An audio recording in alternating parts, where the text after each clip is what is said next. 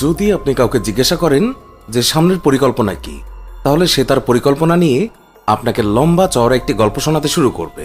হ্যাঁ বন্ধুরা, এতে হাসির কিছুই নেই, কারণ আমরা মানুষ পৃথিবীতে এমনভাবে বাস করছি যেন আমাদের কখনো মরতেই হবে না। কিন্তু মরতে তো একদিন সবাইকেই হবে। তবে কথা যখন আসে পুরো পৃথিবীর, তখন সবার আত্মা ভয়ে কেঁপে ওঠে, কারণ এটা এমন এক ভয়ানক সত্য যা যে কোনো সময় ঘটতে পারে। কিন্তু এখানে প্রশ্ন আসে, সেই দিন কবে আসবে যেদিন আমাদের পৃথিবী পুরোপুরি ধ্বংস হয়ে যাবে? তাহলে চলুন আজকের ভিডিওতে জানার চেষ্টা করি যে সেদিন কবে আসবে যেদিন আমাদের পৃথিবী ধ্বংস হবে। বন্ধুরা, এই কথাটি কেউ অস্বীকার করতে পারবে না যে আজ থেকে প্রায় 6.5 কোটি বছর আগে আমাদের পৃথিবীতে বিশাল আকার ডাইনোসরদের রাজত্ব ছিল।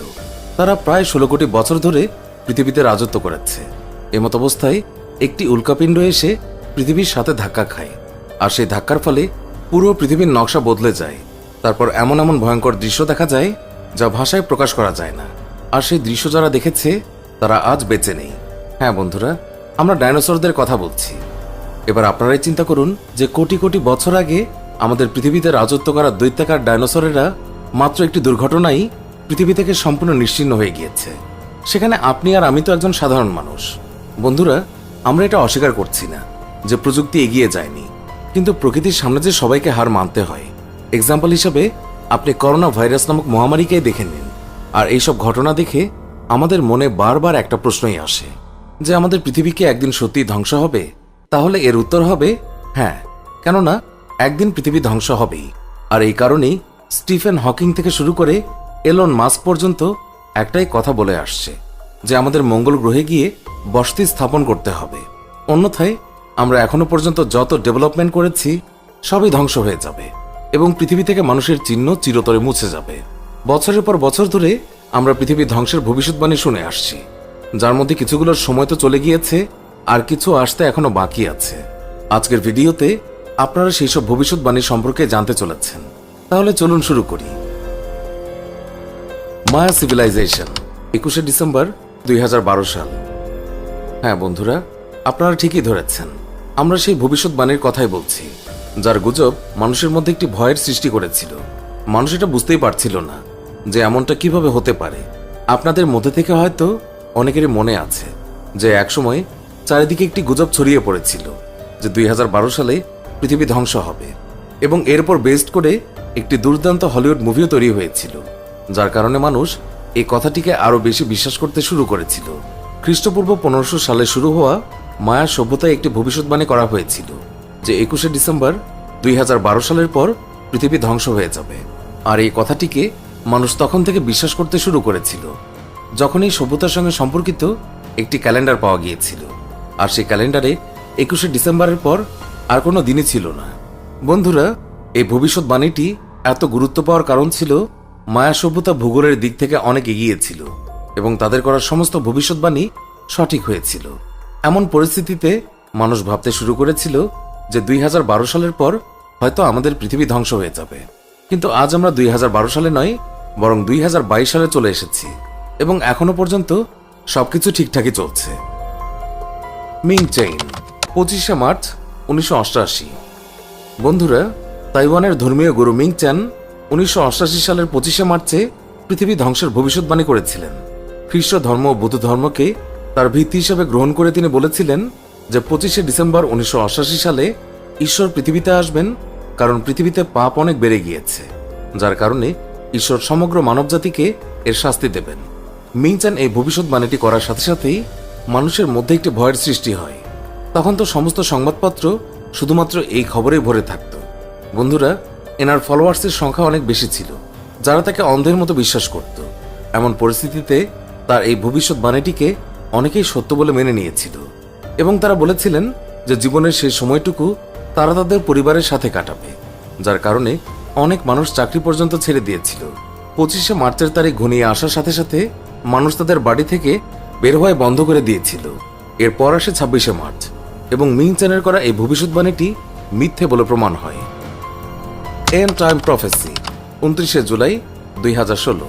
এন্ড টাইম প্রফেসিস নামে একটি সংস্থা ভবিষ্যৎবাণী করেছিল যে 29শে জুলাই 2016 সালে পৃথিবী ধ্বংস হবে। তাদের ভবিষ্যৎবাণী অনুসারে 2016 সালের 29শে জুলাইয়ে পৃথিবীর চৌম্বক মেরু উল্টে যাওয়ার কারণে ভয়ঙ্কর একটি বিনাশের সৃষ্টি হবে। আর ঠিক ওই সময় একটি উল্কা এসে পৃথিবীতে আঘাত হানবে, যার ফলে প্রচুর শক্তি উৎপন্ন হবে, যা পারমাণবিক বোমার চেয়েও কয়েকগুণ বেশি শক্তিশালী হবে, যার কারণে পৃথিবী থেকে জীবন সম্পূর্ণরূপে শেষ হয়ে যাবে। কিন্তু বন্ধুরা, আজ আমরা 2022 সালে বাস করছি এবং আমরা এখনো বেঁচে আছি। জোহানেস স্টফলার, 25শে ফেব্রুয়ারি 1524। বন্ধুরা, জার্মানির সম্মানিত গণিতবিদ এবং জ্যোতিষী জোহানেস স্টফলার একটি ভবিষ্যৎবাণী করেছিলেন যে 25শে ফেব্রুয়ারি 1524 সালে পুরো পৃথিবী জলে মিশে যাবে, কারণ সেই বছরে এমন একটি ভয়ঙ্কর বন্যা হবে যে সেই বন্যার পানিতে পুরো পৃথিবী তলিয়ে যাবে এবং পৃথিবী থেকে মানুষ পুরোপুরি হারিয়ে যাবে। এরপর মানুষেরা ভয়ে ভয়ে সেই দিনটির অপেক্ষা করতে থাকে এবং সৃষ্টিকর্তার কাছে ক্ষমা চাইতে থাকে। অবশেষে সেই দিনটি আসলো যেদিন বন্যার কথা বলা হয়েছিল, কিন্তু সেই দিন তো কোনো বন্যাই হয়নি এবং এই ভবিষ্যৎবাণীটিও ভুল বলে প্রমাণিত হয়েছিল। নিউটন, 2060 সাল। বন্ধুরা, এগুলো তো ছিল সেই ভবিষ্যৎবাণী যেগুলোর সময় পেরিয়ে গেছে, কিন্তু আগামী সময়েও পৃথিবী ধ্বংসের ভবিষ্যৎবাণী করা হয়েছে, যার মধ্যে সবচেয়ে ভয়ঙ্কর ভবিষ্যৎবাণী করেছেন নিউটন। তিনি বলেছেন 2060 সালে পৃথিবী ধ্বংস হবে। আর এই কথাটিকে তিনি এমনি এমনি বলেননি, বরং এর পেছনে ফর্মুলা ছিল। নিউটন 1704 সালে একটি নোট লিখেছিলেন যেখানে বলেছিলেন যে এমন একটি সময় আসবে যখন পৃথিবীর ঘূর্ণনের গতি পরিবর্তন হবে, যার কারণে দিন এবং রাত অর্ধেক হবে এবং 2060 সালের পর পৃথিবী থেকে সময় সম্পূর্ণভাবে শেষ হয়ে যাবে। অর্থাৎ কোনো অবস্থাতেই পৃথিবী 2060 সালের পর আর এগোতে পারবে না।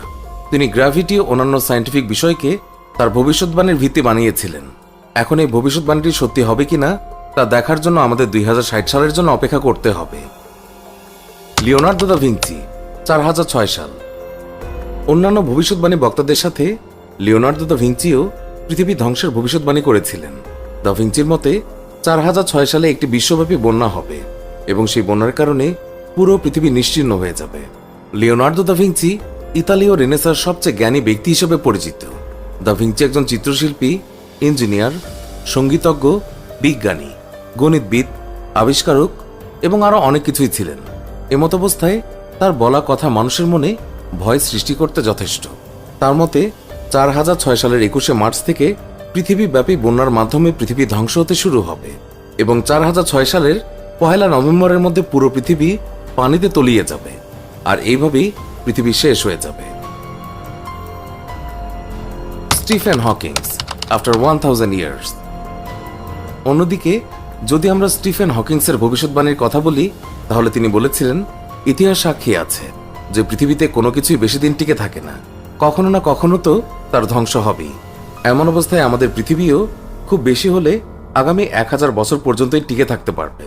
তাই মানবজাতিকে বাঁচানোর জন্য আমাদের অন্য গ্রহে জীবন খোঁজার পরিকল্পনা করা উচিত, অন্যথায় সমগ্র মানবজাতি পৃথিবী থেকে নিশ্চিহ্ন হয়ে যাবে। তবে যাই হোক, এই ভবিষ্যৎবাণীগুলির মধ্যে কিছুগুলোর সময় তো পার হয়ে গিয়েছে, আর কিছু আশা এখনো বাকি আছে, আর যেগুলো বাকি আছে সেগুলো দেখার জন্য হয়তো আমরা জীবিত থাকব না। তাই এগুলো নিয়ে আপনারা আমার দুশ্চিন্তা করার কোনো প্রয়োজন নেই। তবে হ্যাঁ, এখান থেকে কোনো ভবিষ্যৎবাণী সঠিক হোক না হোক, পৃথিবী তো একদিন ধ্বংস হবেই। বন্ধুরা, এই বিষয়ে আপনার কি মতামত? আপনাদের মূল্যবান মতামত কমেন্টের মাধ্যমে অবশ্যই জানাবেন। ভিডিওটি ভালো লেগে থাকলে অবশ্যই একটি লাইক করবেন। নিয়মিত এরকম ইন্টারেস্টিং এবং ইনফরমেটিভ ভিডিও দেখতে আমাদের অদ্ভুত বাংলা চ্যানেলটিকে এখনই সাবস্ক্রাইব করে রাখুন। ধন্যবাদ সবাইকে।